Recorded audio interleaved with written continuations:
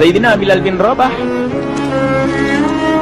di saat setelah Rasulullah meninggal, beliau menghadap kepada Sayyidina Abu Bakar As-Siddiq dan berkata, wahai khalifah, aku minta izin. Minta izin apa? Tolong izinkan aku untuk tidak adzan lagi. Sayyidina Abu Bakar berkata, wahai Bilal, aku tidak akan menurunkan orang yang pernah diangkat oleh Rasulullah. Diulang lagi, wahai Abu Bakar, tolong dan tolong izinkan aku untuk tidak adzan lagi. Dijawab oleh Abu Bakar, Sayyidina Abu Bakar, tidak, kecuali engkau punya alasan.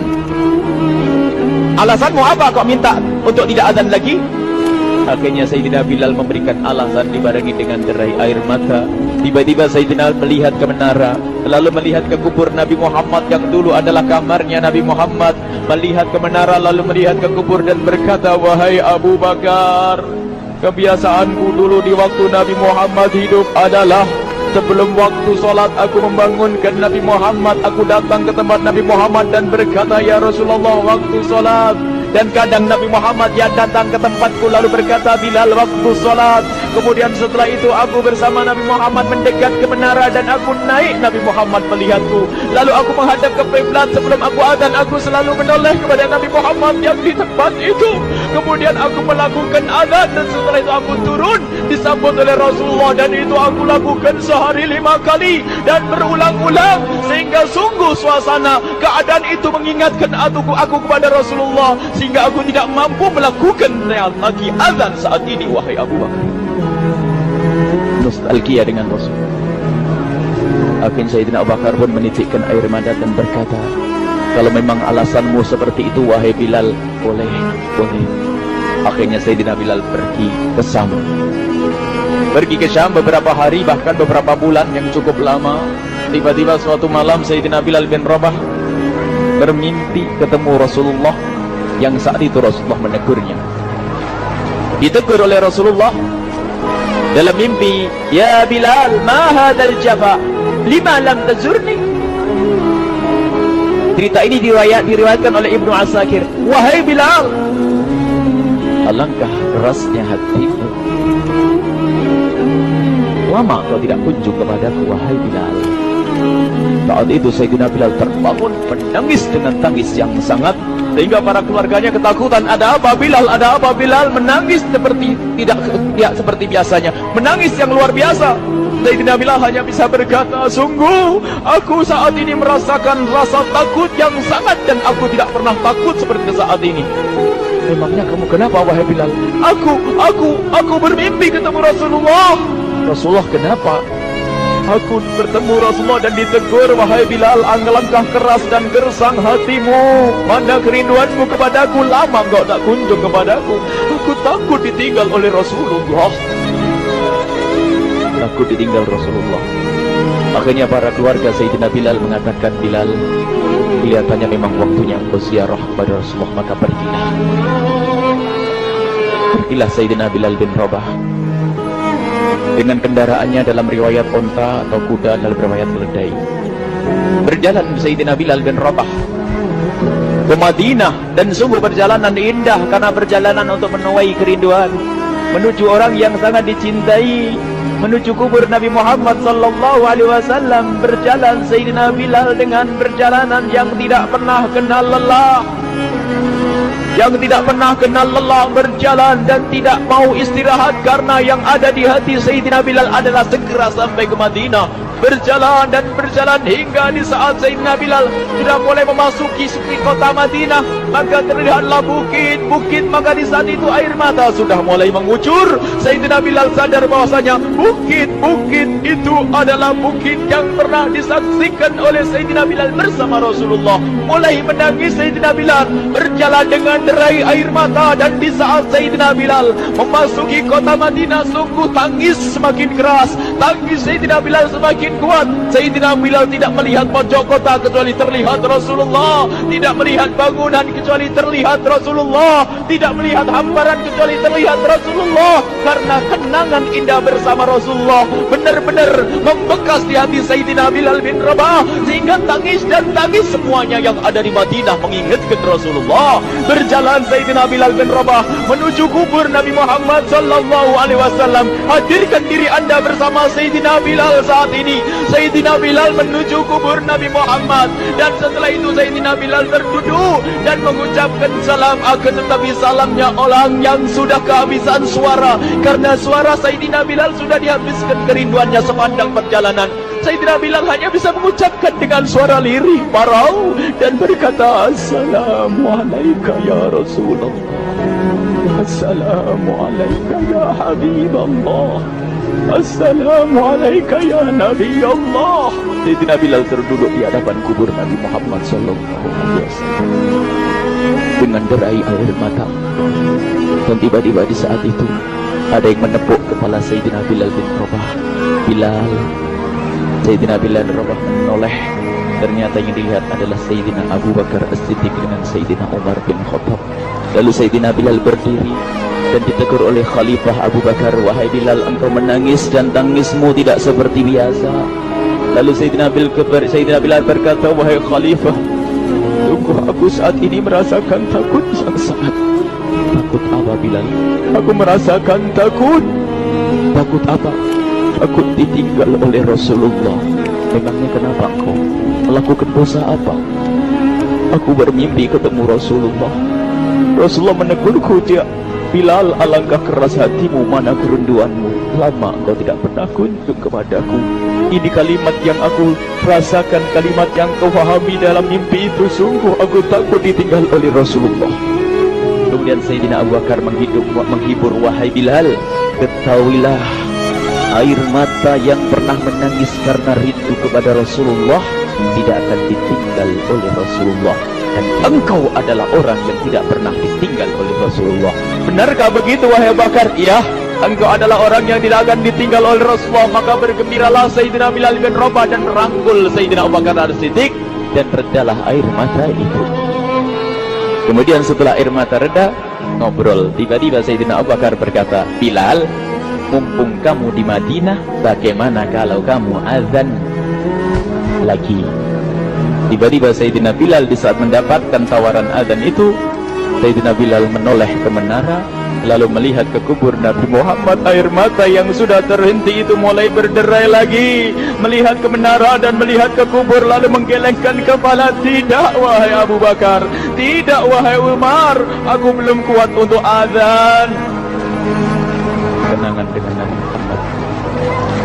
Kemudian tidak lama kemudian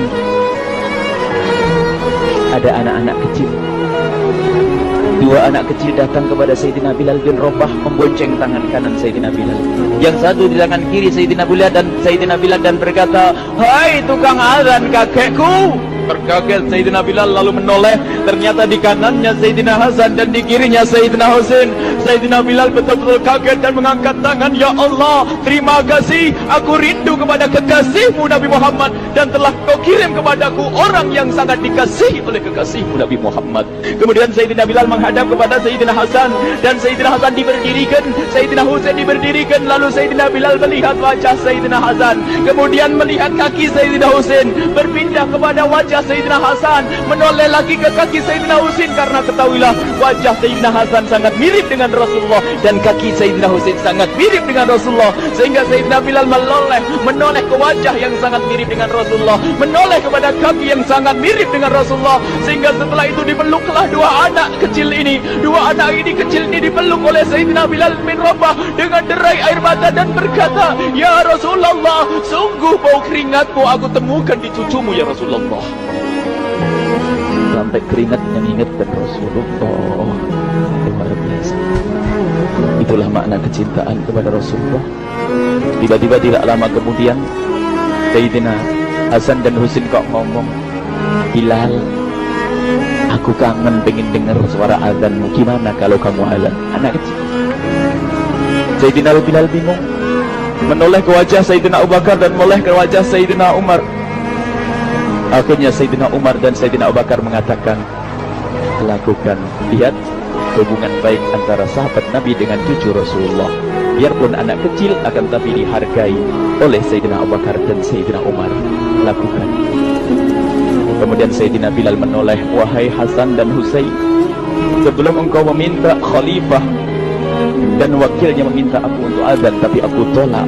Tapi karena yang meminta saat ini adalah dirimu, wahai Hasan dan Husain cucu Rasulullah, aku tidak berani menolak, sebab aku takut jika aku menolak permintaanmu saat ini, aku takut nanti ditolak untuk azan di depan Rasulullah di surga nanti.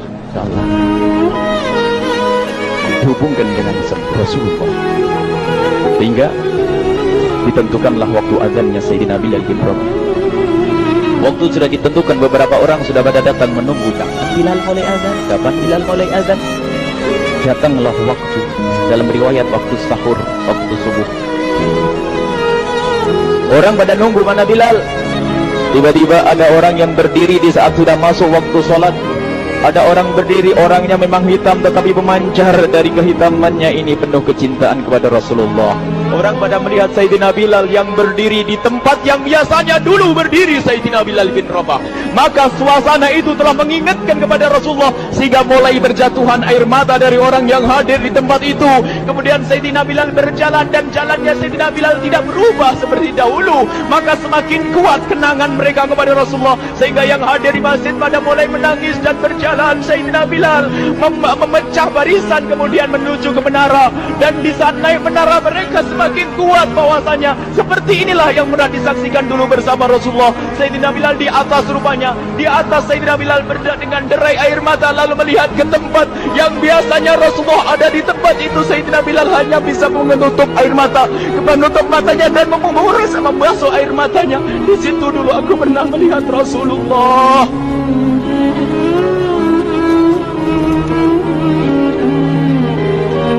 Tangis orang yang hadir di masjid barengi dengan tangisnya Sayyidina Bilal bin Rabah, sehingga disebutkan tidak ada tangis di Madinah lebih banyak, lebih dahsyat daripada saat itu. Akhirnya Sayyidina Bilal memulai azannya. Allahu Akbar, Allahu Akbar.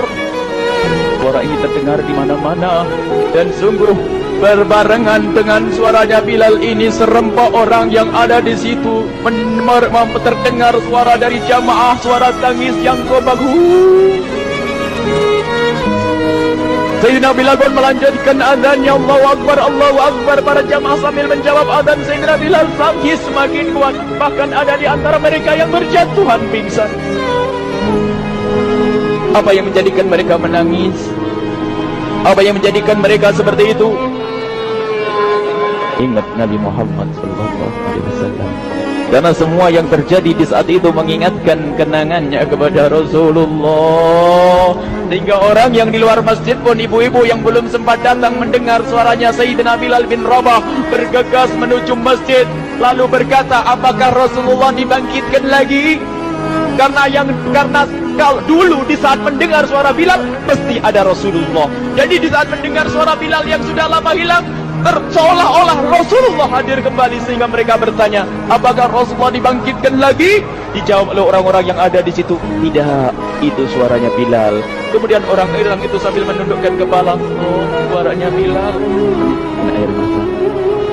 Sayyidina Bilal melanjutkan azan beliau, dan sampailah azan beliau, asyhadu an la ilaha illallah, asyhadu an la ilaha illallah. Suara tangis semakin ramai hingga sampailah Sayyidina Bilal bin Rabah kepada kalimat asyhadu anna Muhammad. Hilanglah suara Sayyidina Bilal. Ternyata Sayyidina Bilal terpingsan saat itu di saat menyebut kalimat Muhammad. Dan ternyata saat itu pun dibarengi dengan orang-orang yang seperti Sayyidina Bilal pada jatuh. Hingga di saat tersadar Sayyidina Bilal hanya bisa berkata, lanjutkan, aku tidak mampu melanjutkan. Masya Allah, ini adalah makna kecintaan. Tinggal kita melihat di saat kita membaca nama Nabi Muhammad disebut seperti apa kerinduan kita kepada Rasulullah. Inilah hanya sebagai perbandingan, biarpun tidak sebanding. Minimal kita ngoreksi bagaimana di saat disebut Nabi Muhammad. Bagaimana kalau kita sebut tentang Nabi Muhammad? Kita nomor satukan, kita utamakan di rumah kita, kita utamakan di dalam kehidupan kita Rasulullah Sallallahu Alaihi Wasallam. Al-mar'u ma'aman ahabba, al-mar'u yuhsyaru ma'aman ahabba, anta ma'aman ahbabta.